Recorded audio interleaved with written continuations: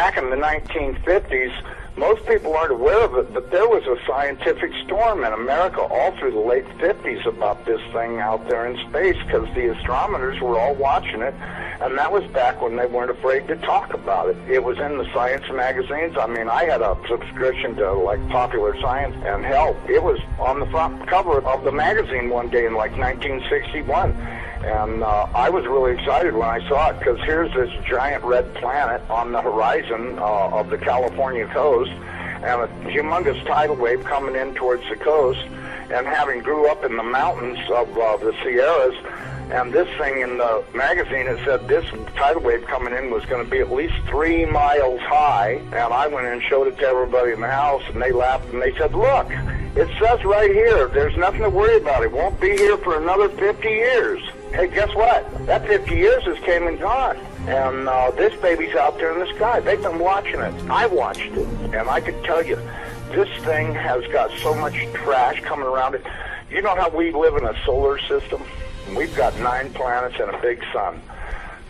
This thing has got 7 planets and its own sun. But I believe that instead of having dirt on it like our planet does and water, I think this thing is just a big bright reddish-orange iron ball, because it's giving off all this red iron oxide dust out into the atmosphere. When we saw it at first, it was just a teeny little red speck of fuzzy red dust in the distance, but over the years as it went by and we watched it, it got bigger and bigger and bigger. And then finally, about '08, we could see this thing like it was across the street. And we could see that it was a blazing hot ball of fire giving out sparkles of red iron oxide dust for thousands of miles in every direction.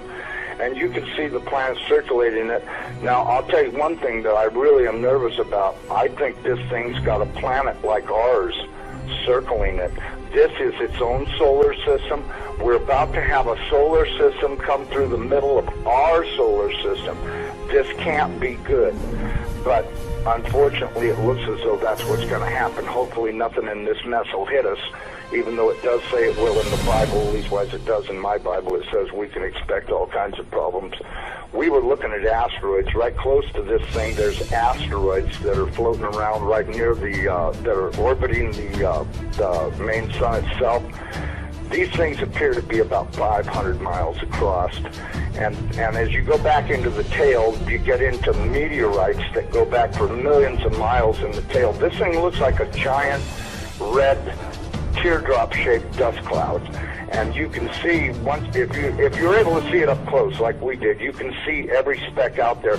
I guarantee you there's trillions of meteorites following this thing.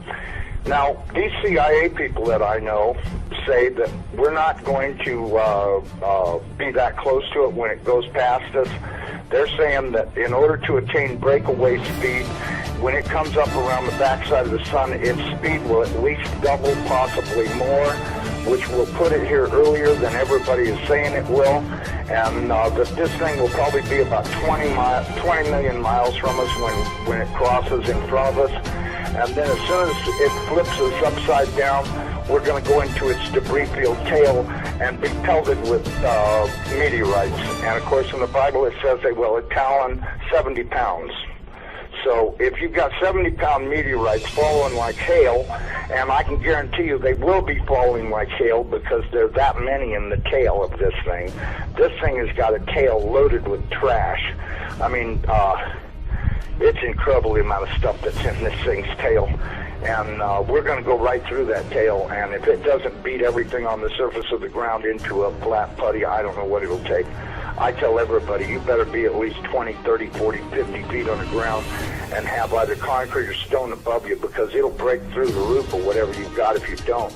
These CIA guys told me that this pole shift will probably happen from start to finish in around 28 minutes. That doesn't give you a lot of warning. When you see that thing out there in the sky, you're going to have to run as fast as you can to your underground facility, because this is going to happen so fast. Now, see, here's another thing nobody's talking about. You've got this giant iron planet that they say is 47,000 miles across, getting ready to come up past us. And when it starts to approach us, it's going to start and have real serious effects. So is it a planet or a failed star? It's not a failed star. You know, I saw this thing up close. It did not look like a failed star. It looked just like our sun. Right. Okay? Would you call our sun a failed star? No. Okay, well, you had said planet. I wasn't sure if it was like a failed star brown dwarf or a full sun. So it's a full sun? It looks to me like a miniature sun, just like the one we have.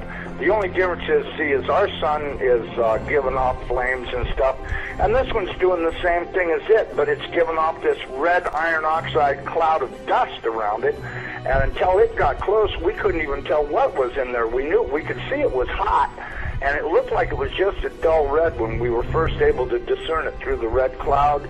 But as it approached, it started to become more apparent that this thing is just orange hot. I mean, to tell how hot it is, I was told that they estimated between 5 and 10 million degrees, but, you know, I don't really know, if that's right or not. I mean, it's got to be pretty hot because it's sending all of this red iron oxide dust out into space around it. Right. And it's got this enormous, and I mean enormous, at least 50 or 100,000 miles on each side of it, this red dust cloud that goes all the way around it.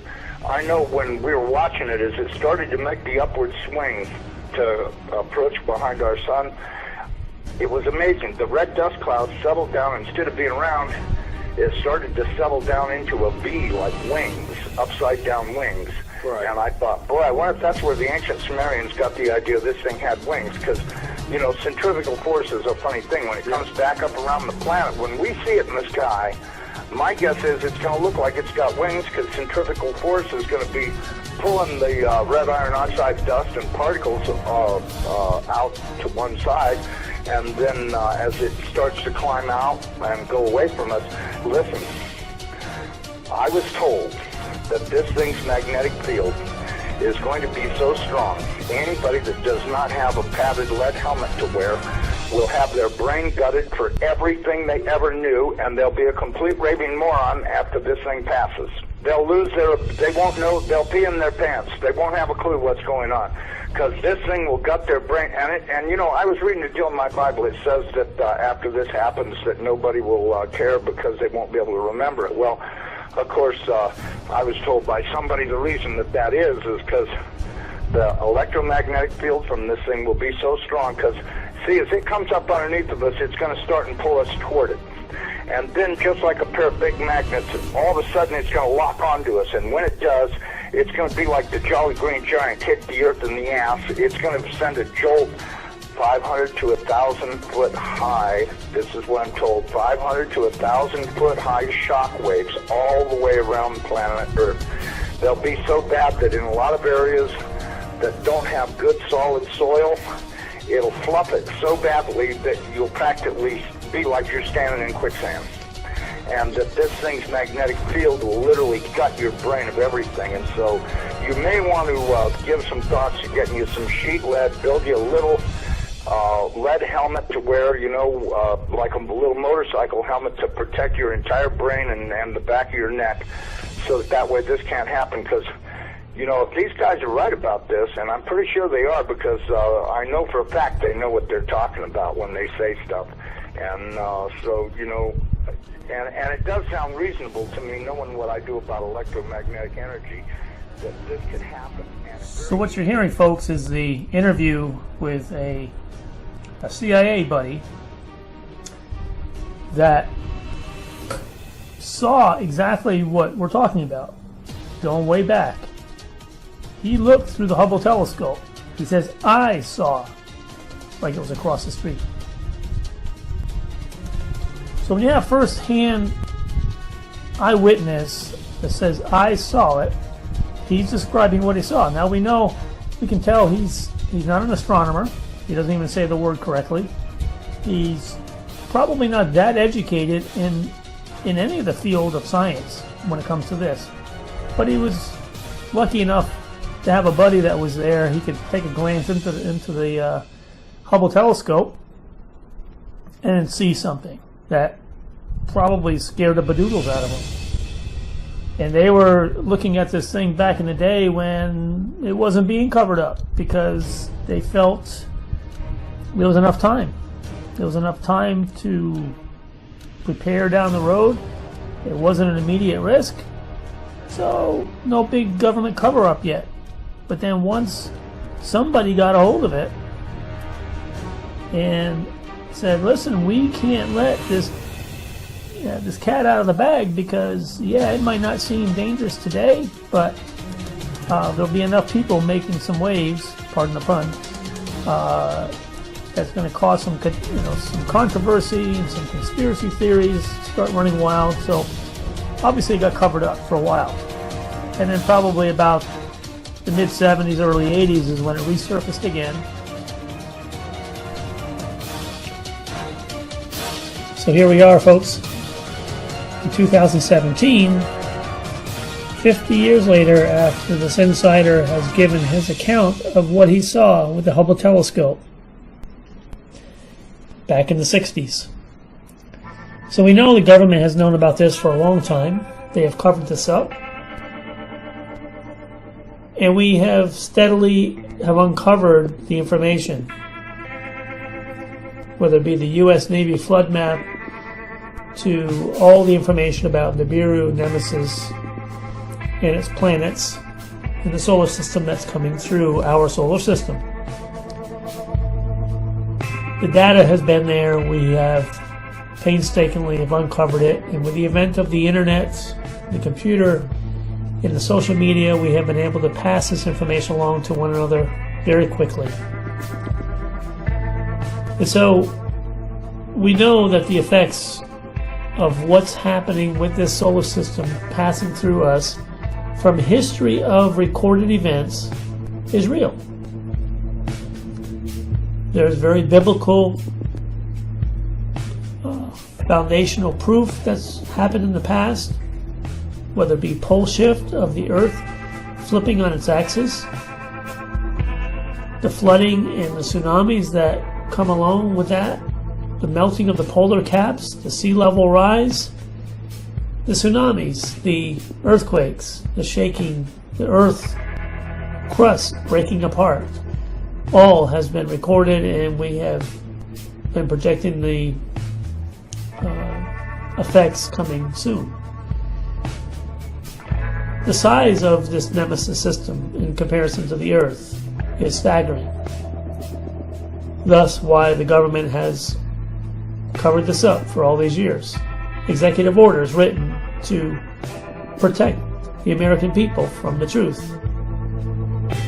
And rightly so, because we know how difficult it would be to evacuate 70 million people off the coastlines.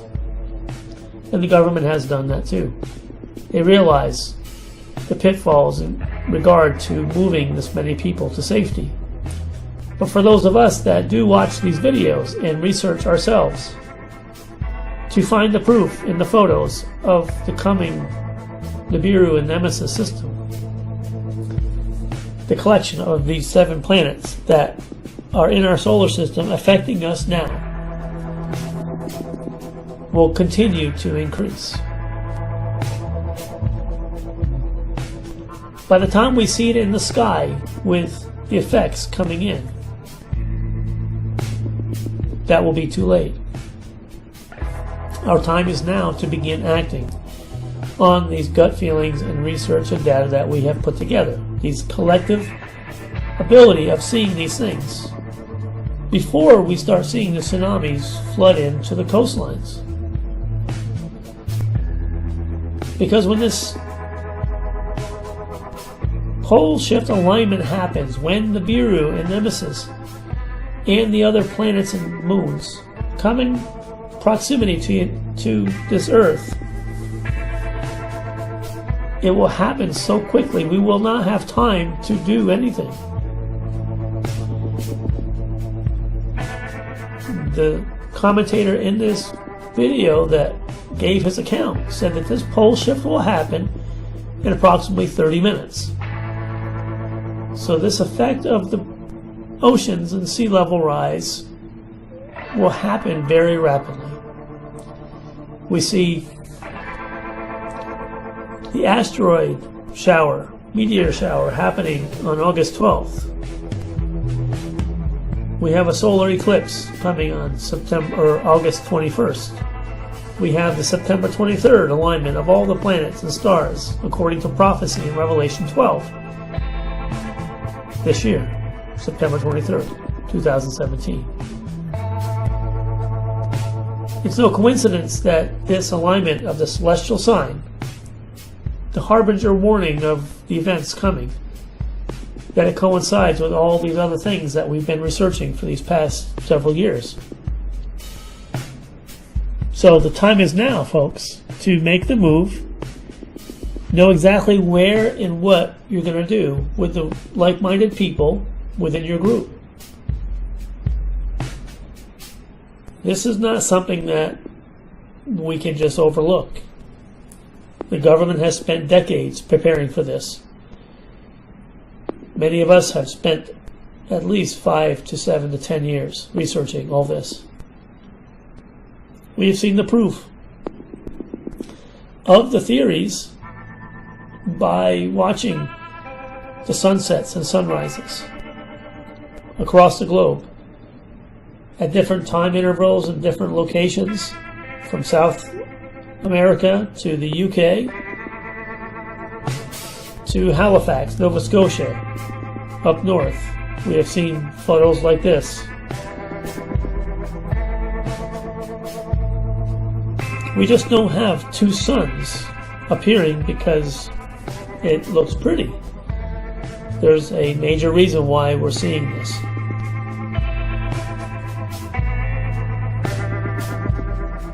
So for those who have done the research and have the gut and instinctive feeling inside to say it's time, I implore all of you to pray, be led by your spirit, share with others, and make a move.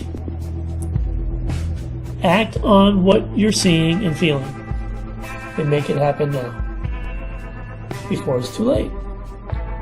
Because when we see it in the sky, it is too late.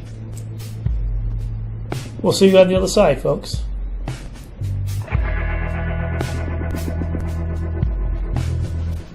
Have a great night.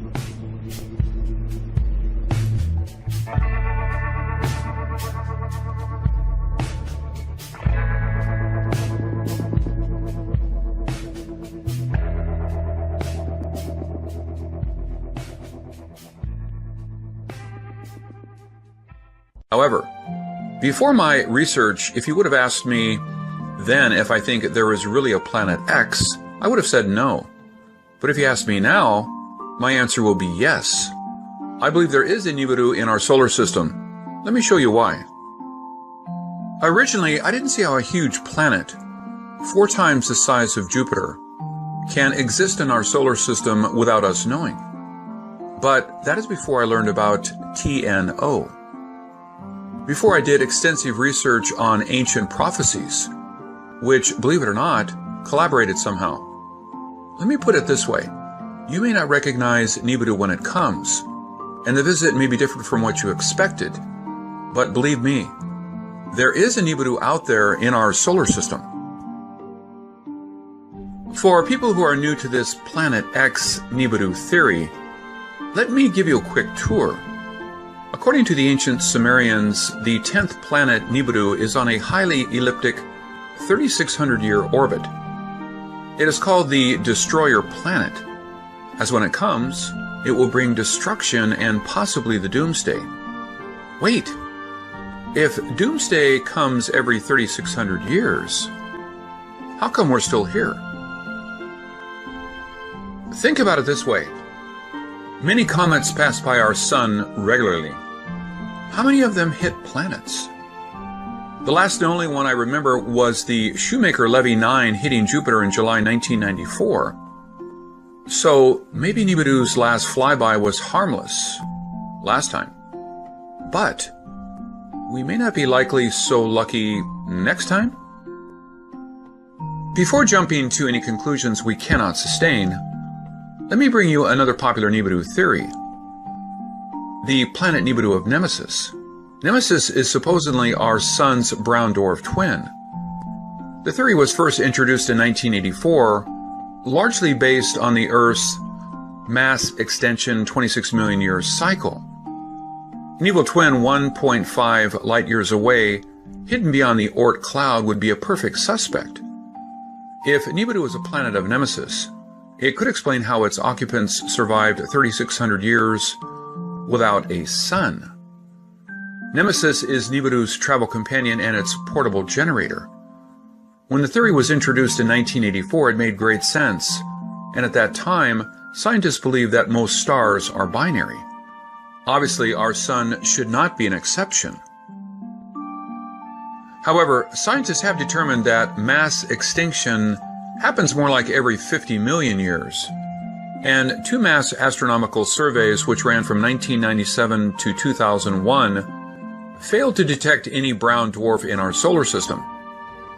While in 2011, NASA's David Morrison, who specializes in near-Earth objects, concluded that even with infrared telescopes able to detect brown dwarfs as far away as 10 light years, failed to find Nemesis. It is most likely that Nemesis does not exist. Of course, that is if you believe to do if they think the world will end tomorrow. Obviously, telling you will not be on the top of the list. They will build a bunker and plan shelters for people that may survive the doomsday Earth. And to avoid chaos, it is wise not to share the doomsday news with anyone. Plus, who can know for certain what will happen, right? If you think the government will always do the right thing, let me tell you what Nostradamus thought about that. Will be struck from the sky. One who cannot proceed any further. The secret closed up with the revelation, such that they will march over and ahead.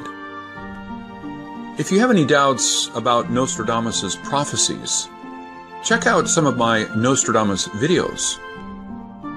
When I compared his quatrains with historical events, I was shocked to find the unbelievable details revealed. Check out any of my videos and you will be surprised. This quatrain is grouped with 20 other doomsday quatrains in the second part of the Book of Prophecy, which I call the Doomsday Century. This quatrain seems to indicate that our government would get warnings from the sky, which can be divine, or from aliens. The message warns us, do not proceed. It is a secret that will be kept from most of us. But the warnings were probably ignored, as the last sentence stated, quote, such that they will march over and ahead. Whatever the secret may be, it will be ignored, and we, mankind, will eventually face the consequences. So, if Nemesis does not exist and Nibiru is only a theory, why should we waste any more time talking about it? Actually, I think Nibiru does exist. It may be different from the mythical planet where Anunnaki reside, but it is there. Let me show you the proof about Nibiru's existence. Consider this. If you think the theory about Nibiru's 3,600-year orbit around the Sun is crazy, did you know Mars orbits the Sun every 687 days, but is already considered outside the Goldilocks zone that could harbor lives? What is the chance of life on Nibiru if Nibiru does exist? Plus, what is the chance of having a planet having a 3,600-year orbit? On the planet Eris, what you see is that it is called the most, means that we really don't know what we're talking about. Pluto and Eris both are known dwarf planets, and Tino, the so-called trans-Neptunian objects, those are minor planets with highly elliptical orbits. And if you search Wikipedia for trans-Neptunian object, a section called Putative Trans-Neptunian Objects of Planetary Size will jump out at you. It states, the existence of trans-Neptunian rock-ice bodies of planetary size, ranging from less than Earth mass up to a brown dwarf, has been often postulated, For different theoretical reasons to explain several observed or speculated features of the Kuiper Belt or the Oort cloud.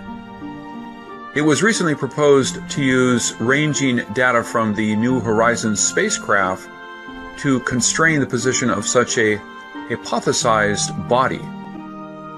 Putative means generally considered or reputed to be. Doesn't this sound like an endorsement from Wikipedia? I guess Nibiru is not all BS after all. Another reason I believe planet Nibiru is real is based on what scientists found in 2003. Sedna is a red dwarf planet 86 astronomical units away from the Sun, which is about 3 times as far as Neptune. Its discovery helped push poor Pluto off the planetary lineup. But what is important to know is its crazy orbit. Its aphelion, which is the closest distance from the Sun, is 76 AU, but its perihelion is 936 AU, and it takes 11,400 years to complete an orbit. During its 11,400-year journey around the Sun, we can only get a glance when it is near us. So, can you imagine how many more planets we have not seen? Can you imagine how big the others may be? Sedna's discovery proves Nibiru is not a myth. And then we found in 2014 FE72. It is another trans-Neptunian object, but this one has an orbit period of 90,000 years, with a perihelion of 36.3 AU and an aphelion of 4,000 AU. This really pushes our solar system. Why would life choose to grow on a planet so far away from the Sun? Well, I guess we don't get to pick our birthplace, right?